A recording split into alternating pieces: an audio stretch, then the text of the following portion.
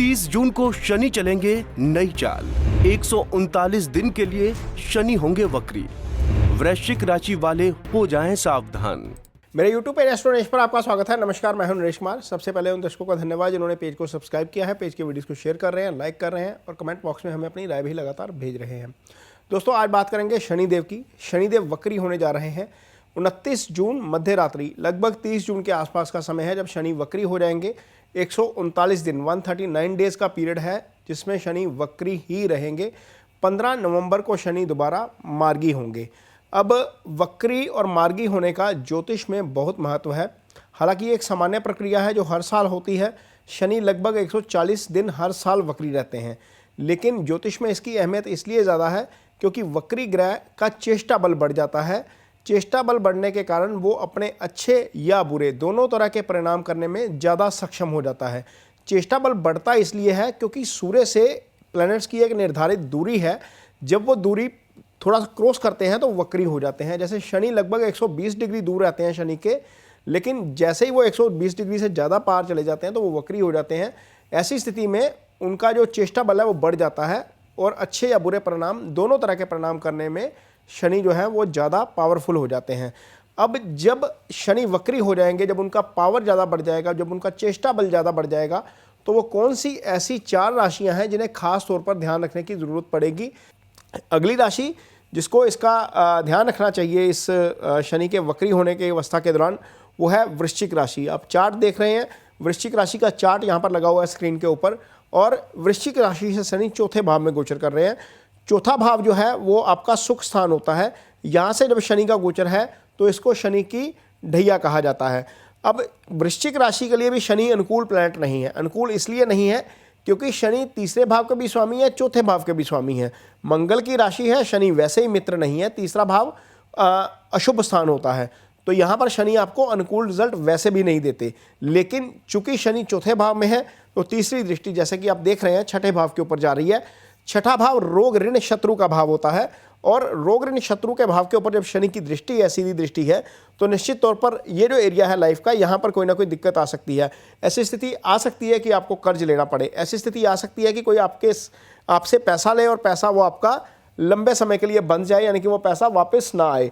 तो क्या करना है कि किसी पर भी फाइनेंसिस को लेकर भरोसा मत करिए, किसी की गारंटी मत लीजिए, क्योंकि ये कोर्ट केस का भी स्थान है।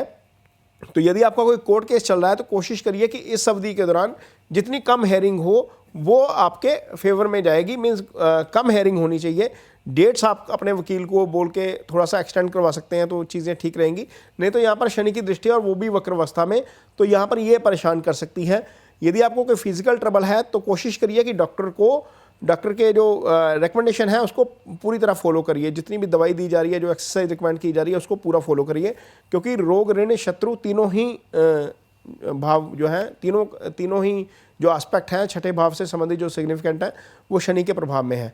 अब यहाँ पर भी देखिए शनि दशम को सीधा प्रभावित कर रहे हैं 7वीं दृष्टि से। अगेन, जैसे कर्क राशि के लिए दशम प्रभावित था, वो तीसरी दृष्टि से प्रभावित था। यहाँ पर 7वीं दृष्टि से शनि जो है वो प्रभावित कर रहे हैं वक्री अवस्था में आकर। अब वक्री अवस्था में जब शनि यहाँ पर प्रभावित कर रहे हैं दशम स्थान को, तो आपके कारोबार से संबंधित फल धीमे पड़ सकते हैं। नौकरी जहाँ पर भी आप करते हैं या फ्रीलांस का काम भी करते हैं, किसी भी तरह का काम आप करते हैं, वहाँ पर थोड़ी बहुत बाधा आ सकती है। हो सकता है कि कार्यस्थल पर चीज़ें आपके फेवर में ना हो सकता है बॉस आपको ज़्यादा वैल्यू ना करें, हो सकता है आपके काम की बहुत ज़्यादा जिसको बोलते हैं ना बुक्कत ना पड़े, वैल्यू ना पड़ पाए इस अवधि के दौरान। तो यहाँ पर चीज़ें परेशान करने वाली हो सकती हैं। ऐसा भी हो सकता है कि कुछ लोग आपसे कम काम करते हों, उनको ज़्यादा वैल्यू मिल जाए। तो ये चीज़ें थोड़ी सी परेशान कर सकती हैं इस अवधि के दौरान। यहाँ पर देख रहे हैं कि शनि की जो दशम दृष्टि है वो सीधी आपके चंद्रमा के ऊपर जा रही है, यानी कि वृश्चिक राशि के ऊपर ही जा रही है। तो जब शनि चंद्रमा को देखते हैं तो शनि मैलेफिक ग्रह है। तो मैलेफिक ग्रह जब शनि देखते हैं चंद्रमा को, तो पहला असर ये होता है कि आपका थॉट प्रोसेस थोड़ा सा नेगेटिव होना शुरू हो जाता है, क्योंकि शनि मन के चंद्रमा मन के कारक है। तो चंद्रमा के ऊपर जब शनि का प्रभाव है, एक तो ये आपको थोड़ा सा जिद्दी बना देगा, एडमेंट बना देगा, थोड़ा सा नेगेटिव थॉट आप में ज़्यादा आने शुरू हो जाएंगे। ये चीज़ें थोड़ी सी आप देख सकते हैं, थोड़ा सा सुस्त भी बनाएगा। आप सोचेंगे कि छोड़ो यार क्या करना है काम, आज कल कर लेंगे, इसको कल पूरा कर लेंगे या परसों कर लेंगे। तो ऐसी चीज़ों को अवॉइड करिएगा, क्योंकि ये स्थिति है 140 दिन के लिए। यहाँ से आप चाहे चीज़ों को अवॉइड करके बच जाए, या फिर आप कोशिश करिए कि ये चीज़ें आने वाली हैं, इसको हम एक इमरजेंसी अलर्ट के तौर के ऊपर ले लें, या हम इसको तरीके से देखें, या शनि की कुछ रेमेडीज़ वगैरह करें। ये चीज़ें आनी है, वो आकर रहती हैं, क्योंकि प्रभाव ग्रह अपना प्रभाव नहीं छोड़ता, ग्रह अपने नैसर्गिक तत्वों को नहीं छोड़ता। नैसर्गिक तत्व जो हैं वो शनि के ज़्यादा नेगेटिव हैं, रोग देते हैं, शनि कर्जा देते हैं, ये चीज़ें थोड़ी सी रहती हैं शनि का जब प्रभाव होता है। तो यहाँ पर थोड़ा सा ज़रूर ध्यान रखिए।